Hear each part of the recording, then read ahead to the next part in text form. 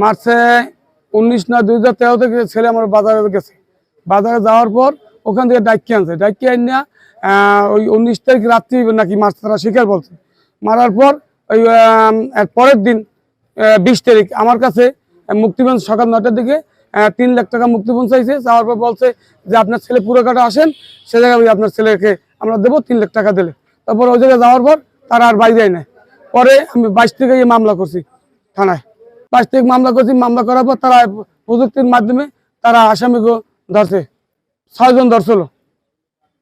13 বছর বলাই রয়েছে, 13 বছর 13 সালে মামলা হয়েছে। এখন এই 25 সাল চলে, 25 সালে এখন ধরা পড়ছে। কালকে বিকালে ধরে আছে তালতলীয় দিক দিয়ে। এখন আমি এটা বিচার কর্তৃক বিচার হয়েছে ফাঁসির, এই বিচারটা যেন কার্যকরী থাকে এটাই আমি চাই। গতকালকে আমরা গোপন সংবাদের ভিত্তিতে তালতলী ফকিরহাট থেকে অনিক হত্যা মামলার, যেটা একটা চাঞ্চল্যকর হত্যা মামলা ছিল, হত্যা মামলার প্রধান আসামি সালাউদ্দিন গাজী পিতা সত্তার গাজীকে আমরা গ্রেফতার করতে সক্ষম হয়েছি।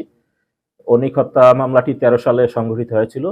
তাকে অপহরণ করে নিয়ে মুক্তিপণের দাবিতে তাকে ডিশের তার পেঁচিয়ে শ্বাসরোধ করে হত্যা করা হয়েছিল এবং এখানে সাব রেজিস্ট্রি অফিসের ট্যাঙ্কির মধ্যে থেকে তার লাশ পাওয়া যায় পরবর্তীতে।